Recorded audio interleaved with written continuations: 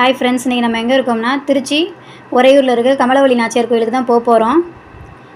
இது வந்து திருச்சி ஜங்ஷன்லேருந்து சுமார் 4 கிலோமீட்டர் தொலைவில் இருக்குது. கோயிலுக்கிட்ட போயிட்டோம் பாருங்கள்.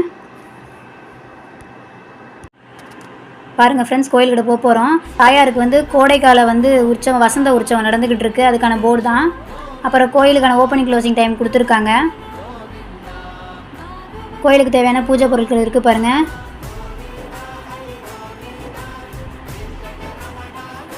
கோயிலுக்குள்ளே பாருங்கள், ஃபுல்லாக வியூ சுற்றி காட்டுறோம் பாருங்கள். ஸ்ரீரங்கம் மாதிரியே இது அற்புதமான ஒரு பெருமாள் கோயில், கமலவள்ளி நாச்சியார் தாயார் கோயில் பாருங்கள். நாமம்லாம் அழகாக ட்ராயிங் பண்ணியிருக்காங்க பாருங்கள். கோயிலுக்குள்ளே போக போகிறோம். இது நல்ல பழங்காலத்து கோயில்.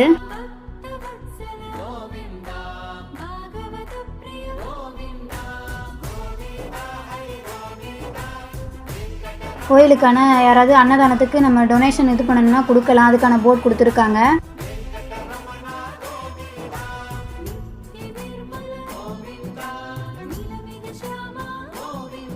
ஸ்ரீரங்கம் மாதிரியே தான் இந்த கோயில் இருக்கும். நல்லா பசுமையாக, பச்சை பசுமையாக இருக்கும். அமைதியாக இருக்கும் இந்த கோயில்.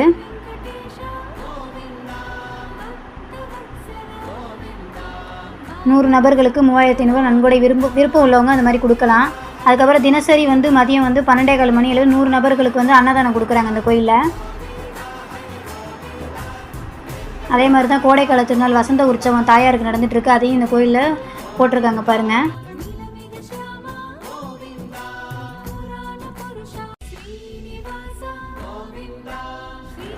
ஃப்ரெண்ட்ஸ், இந்த கோயிலில் பக்தர்கள் கூட்டம் எப்போதுமே நிறையா இருக்கும். சனிக்கிழமையில் ரொம்ப மிக சிறப்பாக அந்த கோயிலில் கூட்டம் இருக்கும்.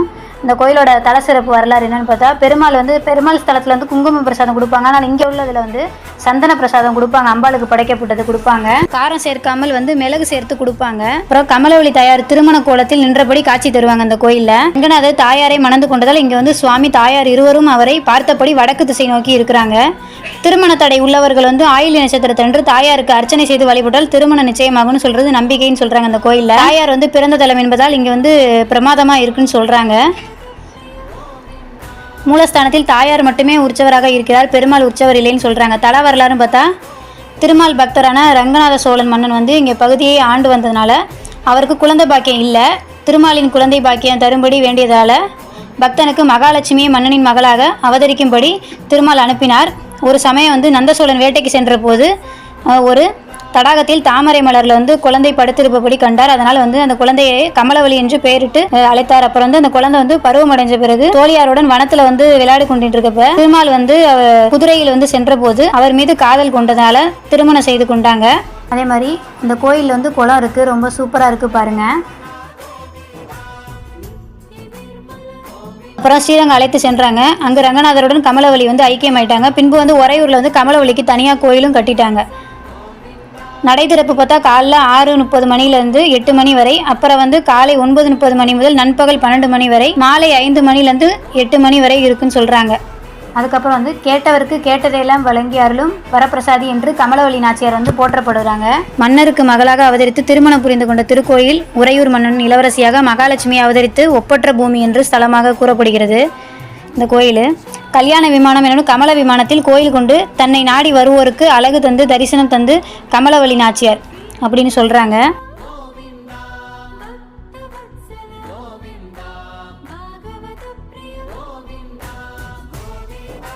கல்யாண விமானம் என்பதுனா இங்கே தீர்த்தம், கல்யாண தீர்த்தம் என்று அழைக்கப்படுகிறது. இங்கே சூரிய புஷ்பகரணி போற்றப்படுகிறது.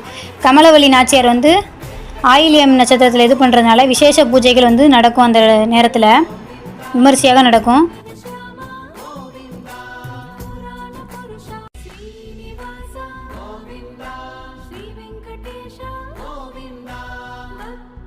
அதே போல் மாதந்தோறும் ஆயில் நட்சத்திரத்தில் கமலவள்ளி நாச்சியார் மனமுருக வேண்டணும்னா நமக்கு வேண்டுனதெல்லாம் கண்டிப்பாக நல்லது நடக்கும்னு சொல்கிறாங்க.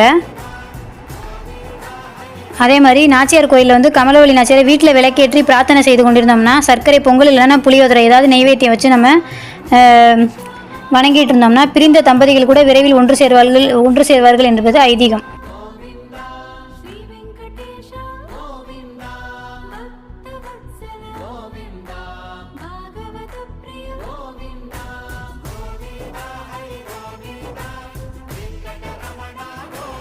இந்த கோயிலில் பழங்காலத்து கிணறு இருக்குது பாருங்கள். இங்கே வந்து மூலஸ்தானத்தை எடுக்க அலோவ் பண்ண மாட்டாங்க, அதனால் நாங்கள் எடுக்கலை. கண்டிப்பாக நீங்கள் இந்த கோயிலுக்கு வந்தீங்கன்னா பாருங்கள். இப்போ தான் எங்கள் பப்பி மீனாட்சி டூர் சேனலை ஃபஸ்ட் டைம் பார்க்குறீங்கன்னா லைக் பண்ணுங்கள், ஷேர் பண்ணுங்கள், கமெண்ட் பண்ணுங்கள், சப்ஸ்கிரைப் பண்ணுங்கள். மறக்காமல் பெல் பட்டனை ப்ரெஸ் பண்ணுங்கள், ஆல் என்ற ஆப்ஷனை கிளிக் பண்ணுங்கள். அப்போ தான் நாங்கள் போடுற வீடியோ நோட்டிஃபிகேஷனில் வரும்.